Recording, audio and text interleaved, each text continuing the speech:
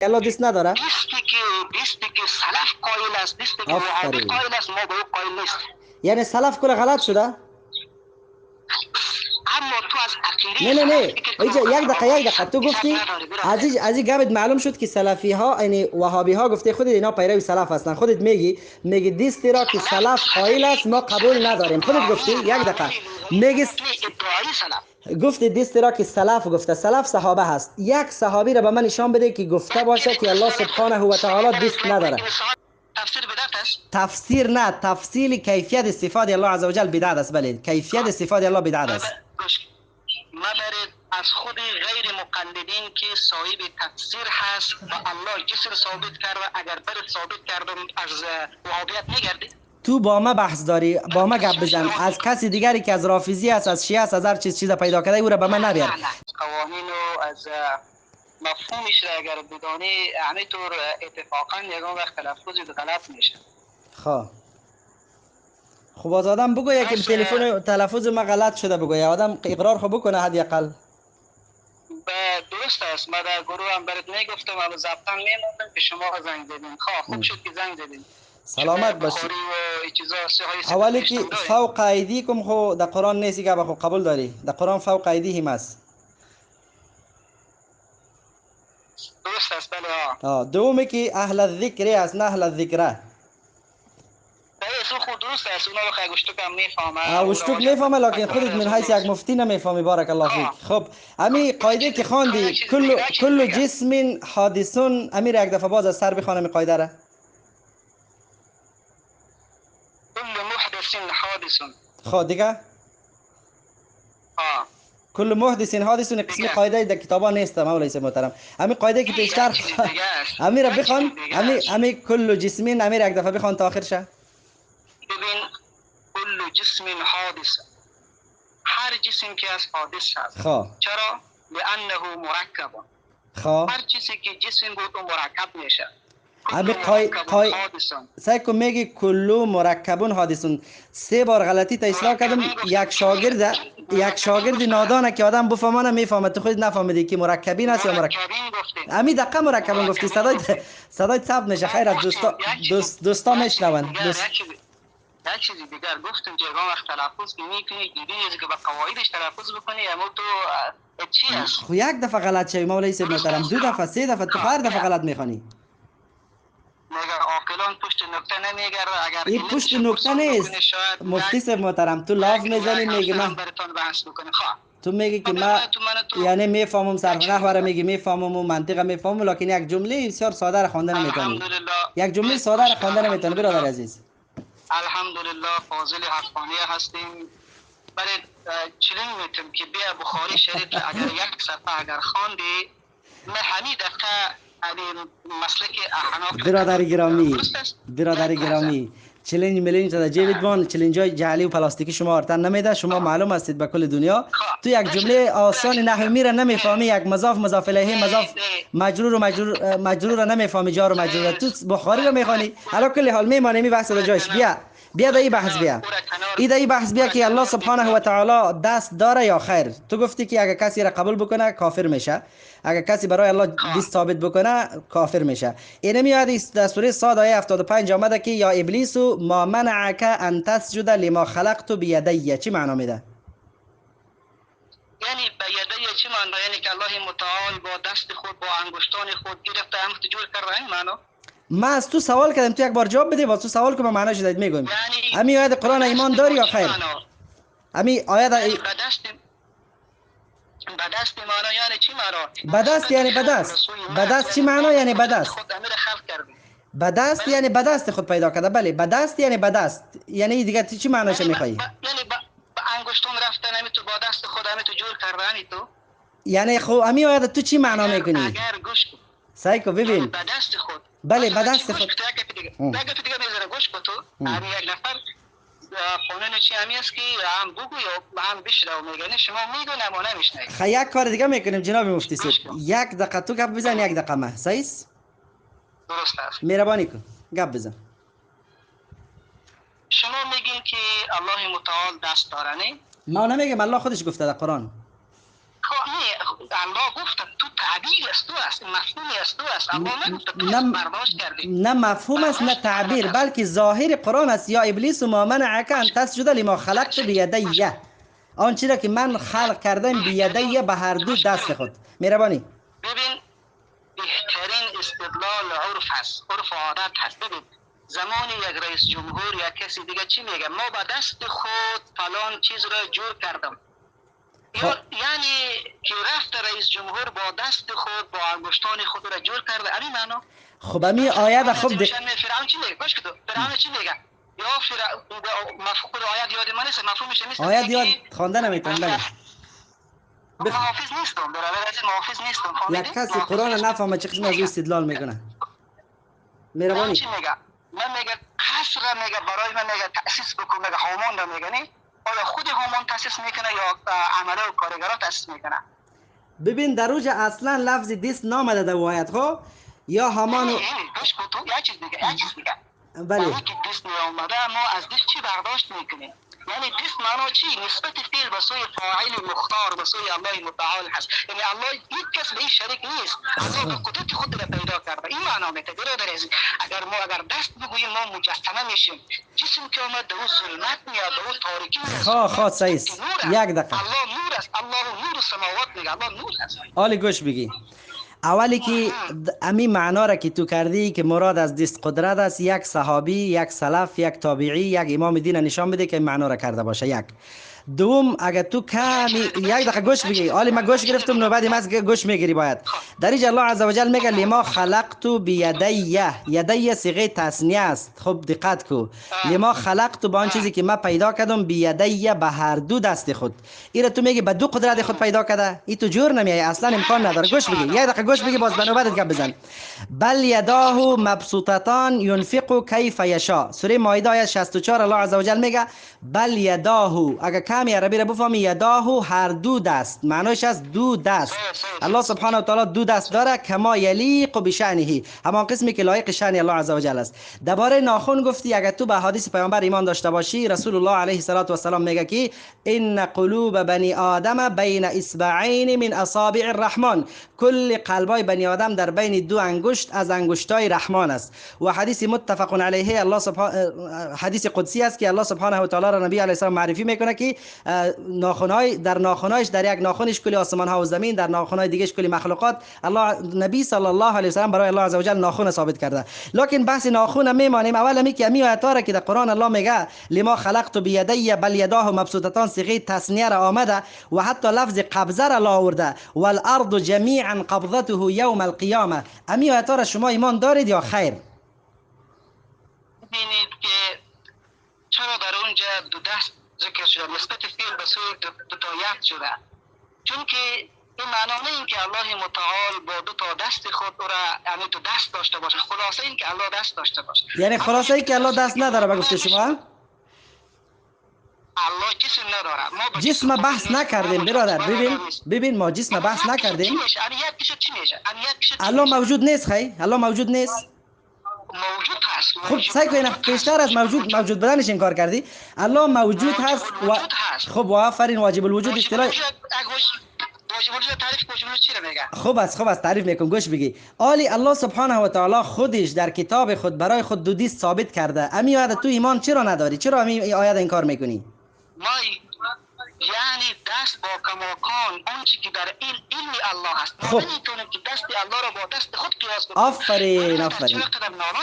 این گپ خب ما میگیم که من شبه الخالق بالمخلوق فقط کفر. گوش بگی. کسی که میگه دستی ما به مثل دستی الله است یا دستی الله به مثل دستی ما است، او را خب ما کافر میدانیم. چرا دروغ میگید؟ ما هیچ وقت تشبیه ندادیم. اما تو آیت واضح صریح قرآن انکار میکنی.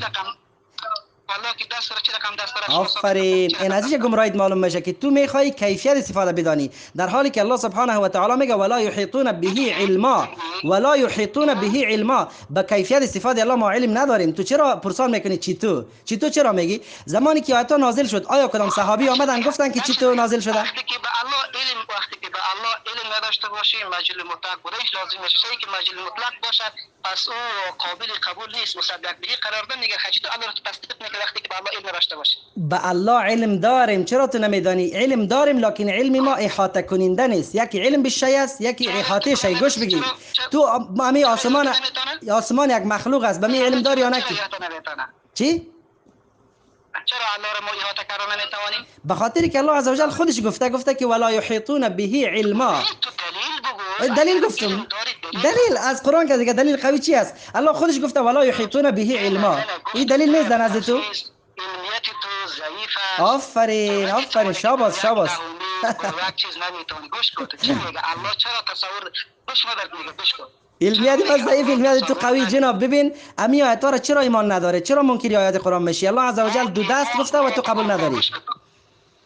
ما ید الله را قائل هستیم با کماکان آنچه که خود الله میدار در نزد الله، اما ما ایت گفته نمیتونیم که الله مانند ما را شما دست داره یا مانند ما را شما در کرسی نشسته در این مسئله یا مانند در این مسئله خب ما تو هنوز نرسیدیم جناب مفتی در این مسئله نرسیدیم که گفته باشه کدام انسان ما دیده باشم گفته باشه که دستی الله به مثل دستی ماست، بلکه را برایت گفتم که من شبه الخالق بالمخلوق فقط کفره. کسی که این بگه کافر میشه. ببین تو امی دست برای الله دست قبول داری یا نه؟ الله دست داره یا نه؟ همین سوال جواب بده. الله دست داره یا نه؟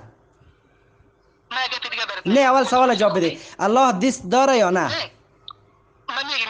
امیر اول جواب بده باز گپ دوم تا بگو. الله متعال دست داره یا نه؟ الله آنچه که در نزد خودش است ما به او ایمان دارم، تفصیل نمیکنیم. سوال مرا جواب بده. ما تفصیل دست نخواستیم از تو، بلکه تو تفصیل میخوای. تفصیل خب بدعت است. الله متعال دست داره یا خیر؟ الله متعال دست داره یا خیر؟ تفسیر بدعت است. تفسیر نه، تفصیل کیفیت صفات الله عزوجل بدعت است. بله کیفیت صفات الله بدعت است. ما برید از خود غیر مقلدین که صاحب تفسیر هست و الله جسر ثابت کرده، اگر برد ثابت کردم از وهابیت نگردید. تو با ما بحث داری، با ما گپ بزن. از کسی دیگری که از رافضی است، از شیعه است، از هر چیز پیدا کرده او را به من نبیر. تو همین سوال مرا جواب بده. الله متعال دست داره یا خیر؟ گوش کن.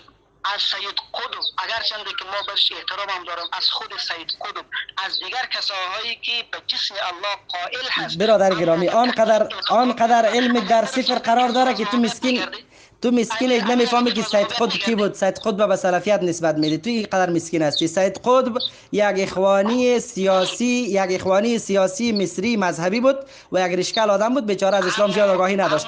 کی میگه که غیر مقلد بود؟ چرا دروغ میگی؟ ببین عقیده گوش کن. همین عقیده جسمی والایش به امر سلفیت سر میخوره. حالی تو با ما صحبت داری، ما برات میگم که درباره جسم ما تو گپ نزدیم. چرا دروغ میگی؟ من میگم الله سبحانه و تعالی در قرآن برای خود دو دست گفته. بل یداه. اگه نفر که میره ترجمه لفظی میکنی، همین آیه ترجمه میکنی یا نه؟ بل یداه مبسوطتان ترجمه تحت لفظی چی معنا میده؟ بل یداه مبسوطتان چی معنا میده؟ بل یداه مبسوطتان به فارسی معنا که میره؟ گوش کن. تو فکر کنم اصلا تو از مفهوم وهابیت هم که وهابیت به چی بل یداه مبسوطتان چی معنا داره جناب مفتی صاحب؟ بل یداه مبسوطتان معنا کو. چرا از ترجمه آیه قرآن میگریزی؟ اگر مسلمان هستی خب آیه ترجمه کو. بل یداه مبسوطتان ينفق کیف یشاء. این آیه ترجمه بکو. ایمان شما همی است که از ترجمه قرآن کریم میگریزید. بل یداه مبسوطتان ترجمه کو، ترجمه نمیکنی، بالاخره تماس قطع میکنی، میگریزی. الله سبحانه و تعالی رحم بکنه. ببینید شما عزیزان مسلمان و برادران گرامی، والله قسم این مفتی فرار کرد.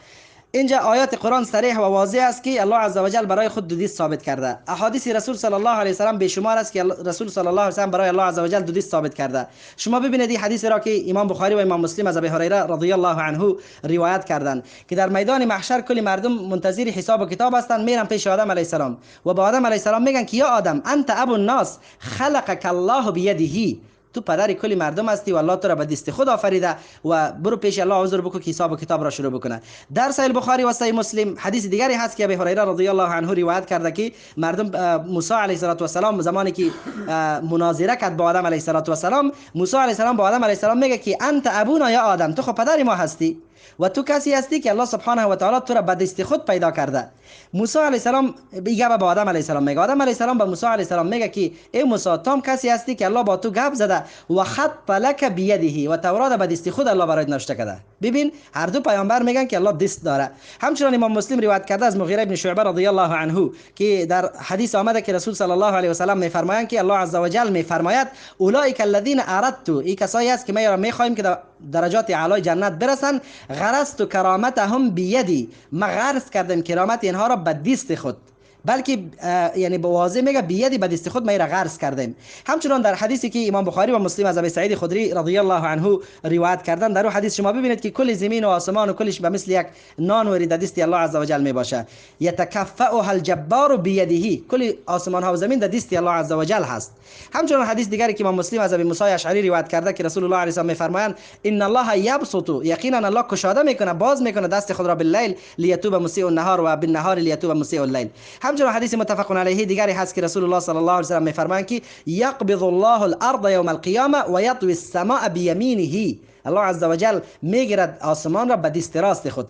وقتی که این میگه مراد از دست قدرت است، پس این چی معنا میده که والسماوات مطویات بیمینه، قدرت راست و قدرت چپ اینجور میه، باز قدرت ناخن داره، قدرت باز دو تا می باشه، بل یداه صیغه تثنیه است. لذا الله سبحانه و تعالی رحم بکنه. مفتی فراری را شما دیدید که خودش از مناظرام گریخت در حالی که یک آیت ترجمه نمیکنه، از ترجمهش میگریزه. چرا؟ به خاطر ترجمه آیت با عقاید ازا جور نمیه، امی الفاظ قرآن عقاید ازا را نفی کرده. همچنان حدیثی که امام مسلم روایت میکنه از عبدالله بن عمرو رضی الله عنهما، در حدیث آمده که المقسطون عند الله یوم القیامه علی منابر من نور علی یمین الرحمن و کلتا یدیه یمینون. خب دقت کن، رسول الله علیه السلام میگه، من نمیگم، میگه کدام وابی نیست که شما هر چیز میگید وابی. گوی پیامبر علیه السلام است میگه که مردمایی که عدل و انصاف دارن در منبرهای نور قرار میگیرن در طرف راست الله. بعد از اون نبی علیه السلام میگه وکیل تا یدیه یمین، و هر دو دست الله سبحانه و تعالی دست راست است. همین قسم اگر در سنن ترمذی ببینی، در سنن ابی داود ببینی، در تمام کتب حدیث الحمدلله احادیث بیشماری در اینجا در اسرات دقیقه تقریبا 100 حدیث الحمدلله داریم ما در بیان صفات یدین الله عز و جل. لکن اینها میگن که اگر دست ثابت کنیم یک گپ دروغ میگن جسم ثابت میشه. اگر جسم ثابت شد باز حدوث ثابت میشه، اگر حدوث ثابت شد بازی مرکب است، باز مرکب که شد بازی حادث شد، حادث باز قدیم شده نمیتونه. کی گفته این گپا را؟ این دروغا را. نه جسم ثابت میشه و نه تشبیه ثابت میشه و نه حدوث ثابت میشه. این گپا کلش دروغ است، والله بالله قسم که دروغ است، از دروغای مردمای منطق است. برای الله اسما و صفات ثابت میکنی بدون تشبیه و تمثیل به اسما و صفات مخلوقات. علی امین نفر خودش میگه الله حیات داره، ما هم حیات داریم. آیا تشبیه ثابت شد؟ نه، حیات الله مطابق شأن الله و حیات ما مطابق شأن ما. یا مثلا ما علم داریم یا نداریم؟ بله داریم یک چیزی، لکن الله علم داره یا نه؟ بله داره، الله علمی هستی پیش الله است. پس بین ما و الله تشبیه آمد؟ نه خیر، علم مخلوق آنچه که لایق شأن مخلوق است و علم خالق آنچه که مشابه لایق شأن خالق عز و جل هست. لذا قاعده کلی می هست که القول فی بعض الصفات کالقول فی بعض الاخر، درباره بعضی صفات که گپ میزنی مثل که درباره دیگه صفات گپ میزنی. کلی صفات صفات الله است. خب شما دیدید که مفتی فرار کرد بیچاره. رحمت الله. و علیکم السلام. جناب مفتی صاحب، الله سبحانه و تعالی دو دست داره یا خیر؟ داره، اما با اون چیزی که شما عقیده هستید با اون چیز نه. همین که قبول کردی که داره و الحمدلله الله دو دست داره. آلی بحث دومی است که آنچه که شما میگید ما چی گفتیم؟ آلی قبول کردی که دو دست داره الحمدلله، الله اکبر. قل جاء الحق و زهق الباطل ان الباطل كان زهوقا والحمد لله رب العالمین. مهربانی گپ گوش کو، یعنی تو شما عادت دارین فهمیدین؟ صحیح مهربانی. همانند گنج شکاوری وقتی که کبیر شد میگه تو بالایش چی میکنه که آسمان سر جبه نشود. آفرین جناب آسمان صاحب مهربانی که تو همین سوال ما جواب بده. الله عز و جل دو دست داره، قبول کردی الحمدلله. بش که اگه دیگه برات میگم مهربانی بگو دیگه. الله چرا تصور نمیشه؟ ما نمیتونیم که الله را با کما حقه تصور بکنیم، زیرا الله عز و جل خودش در قرآن گفته که لو كان البحر مدادا لكلمات ربي لنفذ البحر قبل ان تنفذ كلمات ربي. كلمات الله عز و جل او به خارجی سمانه میتونیم که امی آیت قرآن کتابت بکنه، اما در آیت قرآن که میخوانم یک قسم اساسیات میگیره تا ور خطا میشی. متناهی را ما چی بکنیم؟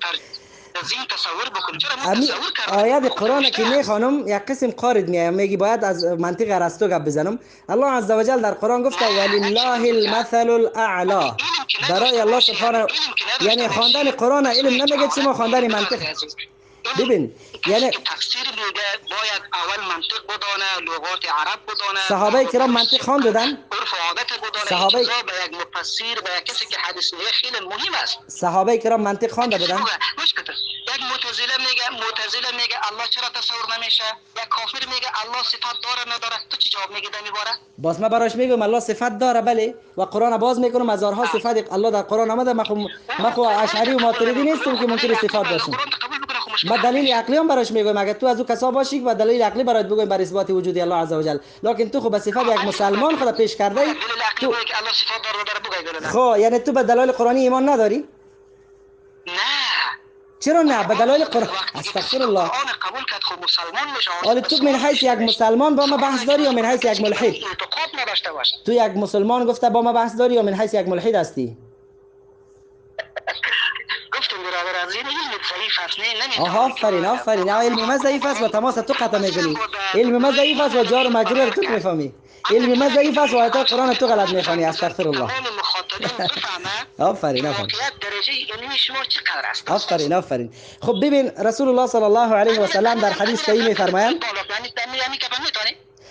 رسول الله صلی الله علیه و سلم در حدیث صحیح میفرمایند که یقبض الله الارض یوم القیامه و یدوی السماء بیمینه. الله سبحانه و تعالی آسمان به دست راست خود میگیره. بلکه همین حدیث در قرآن آمده که و السماوات سیکو آیات و حدیث که میخوانم تو را جن میگیره. ببین و السماوات مطویات بیمینه، یعنی الله دست نداره به گفته شما؟ یعنی الله دست نداره؟ دستی که سلف قائل است، دستی که وهابی قائل است، ما به او قائل نیست. یعنی سلف کل غلط شده؟ اما تو از عقیده نه یک دقیقه تو گفتی از این گفت معلوم شد که سلفی ها یعنی وهابی ها گفته خودت اینا پیرو سلف هستن. خودت میگی دستی را که سلف قائل است ما قبول نداریم. خودت گفتی یک دقیقه میگی گفت دستی را که سلف گفته سلف صحابه هست. یک صحابی را به من نشان بده که گفته باشه که الله سبحانه و تعالی دست نداره. یک صحابی را به من نشان بده که گفته باشه مراد از دست قدرت است. خب اگر واقعا دروغگو نیست اگر صحابی الگویت است یک صحابی را نشان بده، یک صحابی به سند ضعیف نشان بده که گفته باشه مراد از دست الله قدرت الله است. یک صحابی را نشان بده. اگر برای تفسیر تفسیر مردم مبتدعین نبیر و استاد مانده که ببینه تفسیری که شما بدعتیا یا کلانایتان نوشته کرده که هزاران نشان بدی ما قرآن و سنت به خاطر تفسیر شما ترک نمیکنیم. چیزی که من از تو مطالبه دارم مرد هستی که بیاری از یک صحابی به من بیار که او گفته باشه که مراد از دست قدرت هست. امیگه با صحابی آورده میتونی؟ یک چیز دیگه نه. اول همین چیزا بگو باز یک چیز دیگه بگو. چلبازی نکو. یک چیز دیگه اول میگه بگو که آیا کدام صحابی گفته که مراد از دست قدرت است؟ اگر بر ثابت کردم چی؟ اگر ثابت کردی هر چی که گفتی بنده فقیر در خدمت است، لکن والله قسم که از یک صحابی ثابت کرده نمیتونی. جناب چرا دروغ میگی؟ ببین از یک صحابی به من ثابت کو که گفته باشه مراد از دست قدرت است. ثابت کو. بسم الله. ثابت کردم گوش تاریخ وقت میخواهد تا که بره پیش استازای تمام استازای که تو را گنگس کرده. اگر من از واقعیت میگردی ببین اگر تو از صحابی ثابت کردی که او گفته بود که مراد از دست قدرت است یعنی بالیقین برات میگم گوش بگی بالیقین برات میگم که بالکل ما گبر که صحابی گفته باشه ما میگم بله اگر ثابت کردی اما گبر که صحابی گفته ما میگم. یک چیز دیگه نه. از صحابی ثابت میتونی یا نه؟ سوال جواب بده. از صحابی ثابت میتونی یا خیر؟ به اینجا شیعه هم اعتراض میکنه، ملحد هم اعتراض میکنه، خوارج هم اعتراض میکنه، کافرش هم اعتراض میکنه. اگر به تمام علوم دسترسی نداشته باشی با دست پاچه زده به باطلا غرق میشی. حالا که دسترسی نداری چرا دست پاچه میزنی؟ چرا گروه جور کرده و چرا خود مفتی میگی آیات از 3 بار غلط خواندی؟ ببین به مفتی صاحب اگر مفتی باشی واقعا خب من متاسف هستم که تو نام مفتی رو سر خود مانده. آیات قرآن از 3 بار غلط خواندی، هر چی تصحیح میکنه باز غلط میخونی. مولوی هستی؟ در حال تحصیل هستم الحمدلله. خامی تو اسکی قدر نافام هستی جناب مولا. دست بالایی هم دارم در ماشاءالله دستی بالای دامه معلوم شد. هم احادیث جناب ببین بخاری شریف را بیار باز بکن. تو یک نحوی میره که نفهمی تو بخاری شریف کجا میفهمی؟ جناب چرا همین پوف خوب نیست دما شما پوف نکو برادر گرامی. تو یک جار مجرور مضاف و مضاف همین مضاف و مضاف الیه را میفهمی که مضاف و مضاف الیه چی است؟ خنده کو این خنده مرگت است که تو حیا داشته باشی. خنده مرگت است. تو میگی که کل محدثون چه رقمی جمله میخوانی تو و میگی کلو جسمون 3 بار غلط خواندی. باز بعد از اینکه ما برای تصحیح ببین علی کل حال خب الله سبحانه و تعالی 2 دست داره یا خیر؟ میره باز دوباره جواب بده. برادر عزیزم لطفا از این عقیده اگر الله را ما جسم ثابت مثلا میگه الله با همانند من و شما میگه در سر کرسی نشسته است. کسی که میگه که الله به مانند من و شماست کافر است و کسی که میگه که الله 2 دست نداره ای از او کدام کافرتر است؟ هر دویشان بد کردن کافر هستند. کسی که میگه که الله به مثل ماست کافر است. حالی تو چرا دروغ میگی؟ من خودت نگفتم تا هنوز. من برات میگم که الله سبحانه و تعالی در قرآن گفته که الله من 2 دست دارم. امی گفت تو قبول داری یا نه؟ امی آیت قرآن ایمان داری یا به خاطر منطق به آیت کافر میشی؟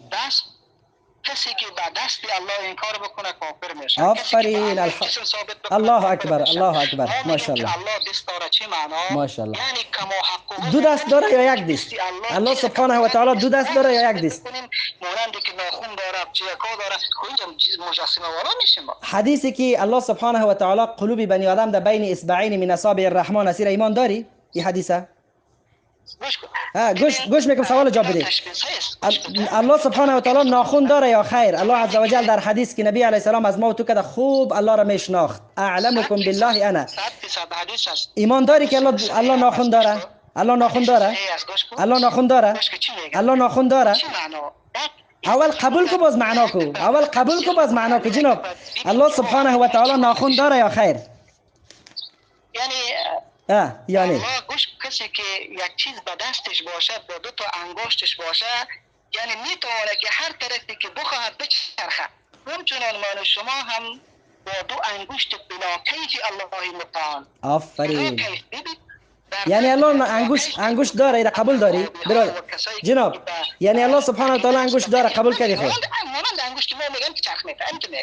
والله قسم که دروغ میگی. بالله قسم که دروغ میگی. 1 نفر وابی در دنیا به من نشان بده که گفته باشه که الله انگشتاش به مثل انگشتای ماست. تو اگر 100 سال 1000 سال ثابت نمیتونی پوف نکو. ببین حدیث متفق علیه را میخوانم به روایت عبدالله بن مسعود. ببینید که به این حدیث ایمان داری یا خیر. حدیث امام بخاری و امام مسلم روایت کردن که یک تعداد مردم یهودی ها آمدن پیش رسول صلی الله علیه و سلم گفتن یا محمد یا گفتن یا ابوالقاسم. ادامه قصه شانی است که الله سبحانه و تعالی یمسک السماوات یوم القیامه علی اصبعین. الله 7 آسمان در یک ناخن خود بلند میکنه و الارضین علی اصبعین و 7 زمین را به دیگه انگشت خود و الجبال و الشجر علی اصبعین و درختها را و کوها را الله عز و جل به دیگه انگشت خود بلند میکنه و الماء و الثرى علی اصبعین و سایر الخلق علی اصبعین ثم یحزهن بازیار الله عز و جل شور میده و میگه انا الملک انا الملک. خب اینمی حدیث ایمان داری یا خیر؟ وقت نماز باشه صحیح. کل شما مفتی‌ها که ما زنگ میزنم وقتی نمازتان میشه یقینا من شما را میشناسم. امی مفتیای حنفی را که من زنگ میزنم عاجل وقتی نمازشان میشه. در کدام کشور هستی که فعلا وقتی نمازشان شده که من سعی کنم؟ من پاکستان هستم برادر عزیز. در پاکستان خب من در اینترنت سعی کنم در پاکستان. من در افغانستان نیستم لکن من در اینترنت میبینم در پاکستان مال یک 10 12 دقیقه وقتی شامش مونده من در اینترنت میبینم. دروغ نگو مفتی صاحب دروغ خوب نیست. لکن این قبول کردی که الله دست داره و این قبول کو که الله 2 دست داره یا 1 دستی رام بگو. آنچه که به قرآن آمده جزاک الله خیر. آفرین. اینمی رای اسلام است. در قرآن آمده بل یداه 2 دست آمده. در قرآن آمده 2 دست. امیر قبول داری یا نه؟ این معنا جناب مفتی تشبیه مانند شما را به دست خود گرفت بد میکنه کسی که میگه به مسلما. هر کسی که میگه کافر است. نعیم ابن حماد استاد امام بخاری است امام ماست. الله گرفت اون معنایی که قرآن میدونه اون معنا خلاص الله به دست خود گرفت. سایکو جنابی یکی معنای آیت است یکی بیان کیفیت گرفت. بیان کیفیت گرفتش گفتم نمیدانیم اینا چرا ایمان نداری؟ آلی تو میگی که آنچه که در قرآن آمده یقین داری و الله عز و جل دست داره. اینمی جا بیدیه چی معنا میده؟ 2 دست میگه یا 1 دست؟ بیدیه اینمی چی معنا میده؟ خیر ببینی بل یداه مبسوطتان. یداه چی معنا میده؟ یداه چی است امر بگو تو برادر گرام یک دفعه تلفظ بکو. بل یداه چی معنا؟ دستش دیگه چی؟ دستش نه یداهو یدیه نه یدهو نگفته یدهو 1 دست میگه یداهو چی معنا؟ صحیح امیر مانا کو یک تست دلالت به ظرفیت میکنه. یداه چی معنا برادر؟ یداه شیری که بگیری با یک دستش اونقدر اطمینان تام نداری. شیری که با دو دست بگیری قدرت تام به سرش، یعنی چیز تام به سرش داری. حالا امیر خو یک ترجمه خوب بکن. بل یداه مبسوطتان چی معنا؟ بل یداه مبسوطتان چی معنا؟ بس خو میفهمی دیگه چی معنا؟ بل یداه را معنا کو به فارسی؟ یداه گفتم دست گفتی غلط معنا کردی. یدهو دست میگه، یداهو هر دو دست را میگه. این فرق میکنه. یدهو تو معنا میکنی. صیغه تسنیه را مفرد معنا نکو، صرف های را خوانده البته. دست جنس است، اطلاق به سر یک دست دو دست میشه. چی بخوره خوبی؟ یداهو چی معنا میده؟ یداهو دو دست. آفرین. انشالله که اگه به قرآن ایمان داشتی سوچه مسلمان هستی. اگه طرف رفتی به خاطر منطق ارسطو و افلاطون باز وقت خود بدین میسازی. خب حالی معلوم شد که تو اول فضایل قرآن فرار میکردی و این حدیث یعنی قرآن را که مطالعه میکنی باید با تمام جهتش مطالعه بکنی برادر عزیز. مراد تو از تمام جهت چی معناست؟ یعنی آیات های که در قرآن میای ورد ایسوسو تو بدی چرخ بدی؟ یک چیز دیگه است. اگر کسی از خود سوال بکنه الله متعال قبلا زمین و آسمان که خلق عرشش در کجا بود، چی جواب میگیم؟ ما میگیم که الله سبحانه و تعالی کل امور غیبی را به ما بیان نکرده، ما این را به الله میسپاریم، بلکه الله سبحانه و تعالی خودش در قرآن گفته که ولا یحیطون بشیء من علمه، به علم الله عز و جل، به مخلوقاتی که الله در بالای آسمان چی گپا میشه و عرش چه قسمی است و گپایی که الله بیان نکرده، ما میگیم العلم عند الله. ما یک بندگی عاجز هستیم. حدیثی چرا براش پیش میکنیم؟ حدیث متفق علیه که خضر علیه السلام با موسی علیه السلام در سفر میرفت. موسی علیه السلام وقتی که گفت که ما اعلم الناس کی است، گفتن از خود که علم کسر میشناسی؟ گفت نه. وقتی که در بحر سوار شدن، قصه طولانی است و شما معلوم باشه ان شاء الله اگه مولا باشی، و در اونجا میگه که باز یک پرنده که در لب بحر آمد و نول زد به بحر، پس سر خدا بلند کرد. خضر علیه السلام به موسی علیه السلام خطاب کرد، گفت که علم ما و علم تو علم کل مخلوق نسبت به علم الله این قسم یک چیزی کم است، مثل یک قدرگاه آبی که از بحر گرفته شود. لذا قبل از اینکه الله عرش را پیدا بکنه، الله در کجا بود؟ آفرین، منصف باید کمی باز باشه. آفرین. و گروهی نوشته کرده که فرار مفتی. بله. زمانی که تو یک مفهوم آیت یک ترجمه که یک سرین اقامه ایره که تلفظ کرده قهر محمد قطع کردم. نه قطع تو از گریزت بود، باز من مجبور دوباره برای زنگ زدم، ولی گفتی که وقت نماز است. علا کل حال گمان نیک ما در حق مسلمان داریم. کسی که آیات قرآن در اول انکار کردی بیخی از مسلمانیت خراب شد، پس باز گفتی که من ایمان دارم به آیات، باز پس الحمدلله خوب شد کمی، به خاطر که اول تو به کلی دو دست برای الله قبول نداشتی. حالا فعلا قائل هستی که الله سبحانه و تعالی دو دست داره، صحیح؟ سیر قائل هستی که الله عز و جل دو دست داره و الله سبحانه و تعالی ناخن هم داره. اینا قبول کردی؟ اینا قبول کردی؟ ببین جناب طالب العلم محسن صاحب حقانی صاحب، خیر ببینید کسی که ناخن انکار کنه، این گپ بین ما تو اتفاقی است. کسی که انکار کنم کافر میشه و کسی که بگه به مثل دستی ما یا هم کافر میشه. لکن این گپ قبول کردی که الله عز و جل ناخن داره؟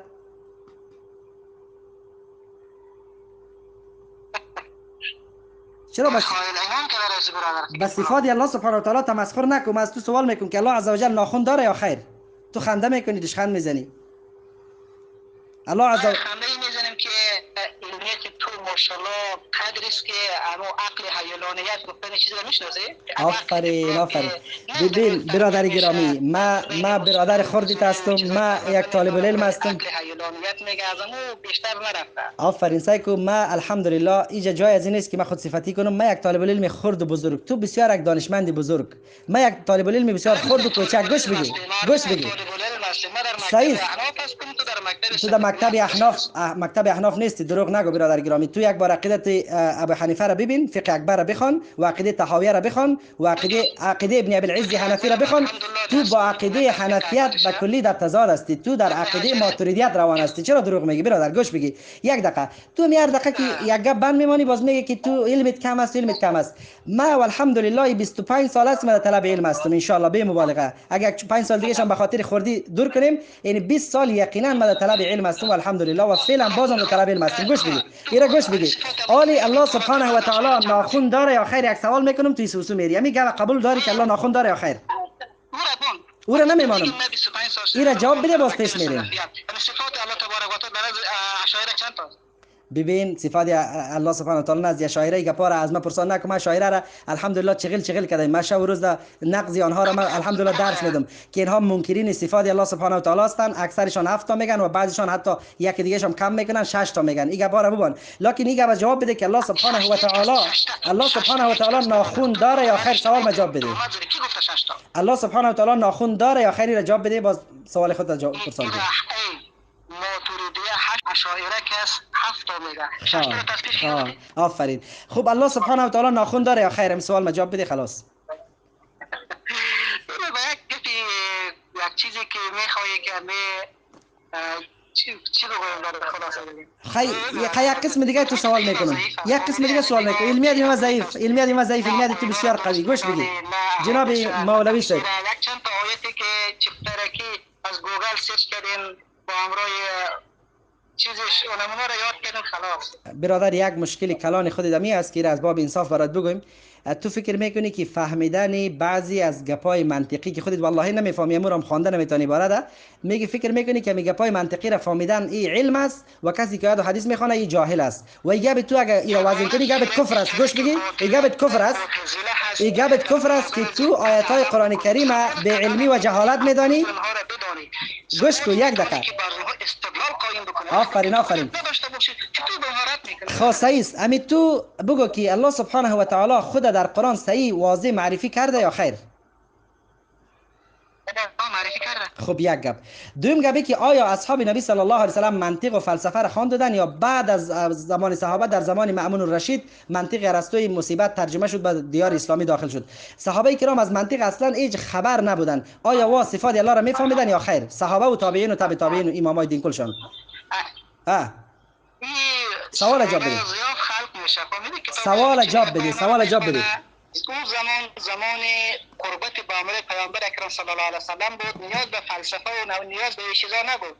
زمانی که حوادث و زمانی که مشکلات و عقاید باطله که زیاد شده، اصلا نیاز به فلسفه و نیاز به حکمت پیدا کرد تا اینکه از عقیده باطله اونها استدلال بکنیم درباره خودشان. خودت یعنی به این گپت قائل به این هستی که مردمای فلسفه و منطق عقاید باطله دارن؟ خودت به این گپت قائل هستی. لکن هم از یک سوال زیاد میگریزی که رسول الله علیه السلام فرموده که این قلوب بنی آدم کلها بین اصبعین من اصابع الرحمن. امین داری یا خیر؟